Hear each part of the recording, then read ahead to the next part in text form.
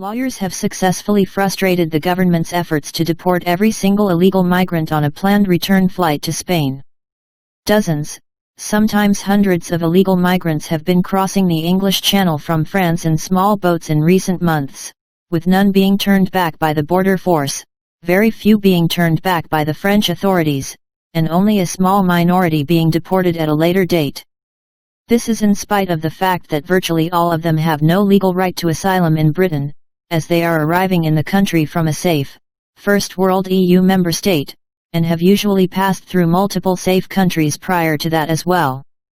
Priti Patel's Home Office, the British government department responsible for border control, policing, and national security, had blamed this state of affairs on the work of activist lawyers taking advantage of regulations which are rigid and open to abuse to delay and disrupt returns, an accusation buttressed by new revelations that lawyers have managed to spring every single migrant from a planned return flight to Spain.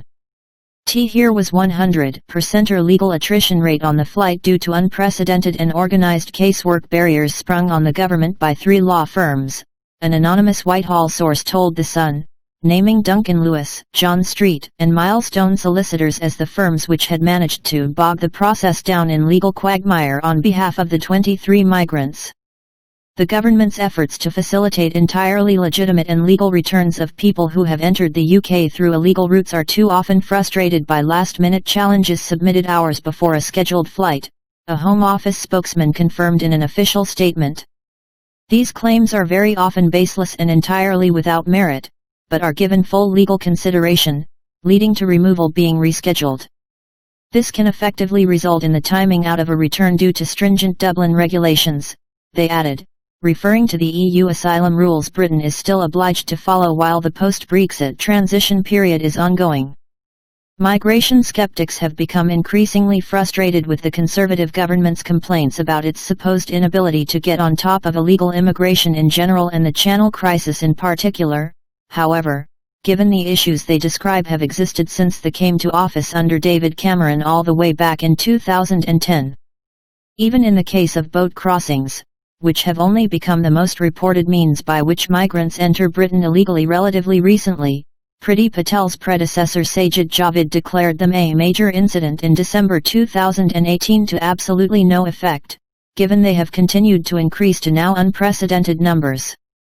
The notionally right-wing party may have had some excuse for failing to act when they were forced to govern alongside the Liberal Democrats, or when David Cameron, Theresa May, and Boris Johnson had only slim parliamentary majorities or minority administrations, but this has not been the case since December 2019, when Johnson won a very substantial 80-seat majority. While there may be some merit to the arguments that lawyers are abusing the legal system, whether for activist purposes or simply to rake in more money, and that judges are offering somewhat dubious interpretations of the law in order to prevent deportations, for example, a Scottish judge recently stirred controversy by blocking the deportation of a Taliban fighter who had already lost 6 appeals because his PTSD care in Afghanistan would be inferior to his free treatment in the United Kingdom. The Prime Minister could make use of his parliamentary majority to change the law at any time. However, by saying that soon we will no longer be bound by EU laws and can negotiate our own return arrangements in its activist lawyers' tweet, the Home Office appeared to suggest it has no intention of pushing for any legislative action until at least 2021, while the Channel crisis continues to intensify. Even in 2021, the government may continue to be bound by a myriad of British and European human rights law. Britain's relationship with the European Court of Human Rights was not terminated by Brexit, as it is technically not an EU institution, and by an anti-borders interpretation of international maritime law. Despite the fact the latter is non-binding, it has been used to justify the failure of UK border force to turn back illegal migrants intercepted at sea, with the government claiming it is required to simply pick them up and bring them the rest of the way to Britain, even though Australia has turned migrant boats around with great success for years now.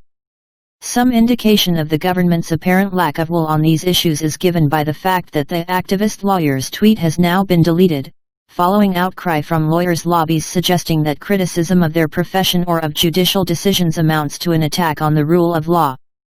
Matthew Rycroft, the Home Office's permanent secretary, declared that the activist lawyer's phrase should not have been used on an official government channel, adding that he had made clear to the team this post should not be used again from Home Office accounts or anywhere else by civil servants. A source speaking to the Times apparently said that Patel, Rickraft's democratically elected boss, at least in theory, was familiar with the language used and did not think that it was wrong but went no further than that, which perhaps suggests either she or the Prime Minister do not have the stomach for a direct confrontation with the permanent bureaucracy or the legal profession.